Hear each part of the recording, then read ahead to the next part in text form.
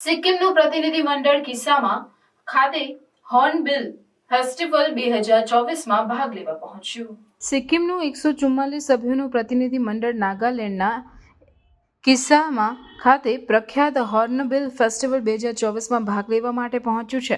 સિક્કિમના મુખ્યમંત્રી પ્રેમસિંહ તામાંગી ગોલ દ્વારા પ્રસ્થાન કરાવેલી આ મંડળમાં સરકારી અધિકારીઓ, પત્રકારો અને સ્વસહાય જૂથોના સભ્યોનો સમાવેશ થાય છે.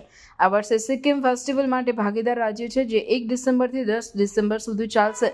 પ્રતિનિધિ મંડળ સિક્કિમની સમૃદ્ધ સાંસ્કૃતિક વારસાને પ્રદર્શિત કરવા અને રાજ્યના 50 વર્ષના સ્થાપનાને ઉજવવા માટે અહીં આવી છે.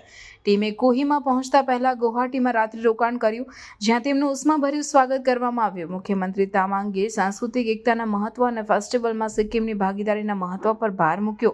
ગાંગટોકના રીચ પાર્ક ખાતે યોજાયેલા પ્રસ્થાન સમારંભમાં મુખ્યમંત્રી તામાંગે પ્રતિનિધિ મંડળના સફળતાની શુભેચ્છા વ્યક્ત કરી.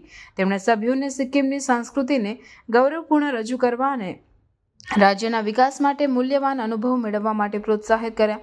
આ સમારંભમાં પ્રવાસન મંત્રી શેરિંગ થેન્ડપુ ભૂટિયા, ધારાસભ્ય ડીલે નમગ્યાલ બારફુંગા અને સિમ્ફેડના અધ્યક્ષ ટ્રેન્જિંગ ડોરજી ભૂટિયા હાજર રહ્યા. હોર્નબિલ ફેસ્ટિવલ, જેને ફેસ્ટિવલ ઓફ ફેસ્ટિવલ્સ તરીકે ઓળખવામાં આવે છે, નાગાલેન્ડમાં એક મુખ્ય સાંસ્કૃતિક ઇવેન્ટ છે જે દેશભરમાં અને વિશ્વભરમાંથી ભાગ લેનાર અને મુલાકાતીઓને આકર્ષે છે.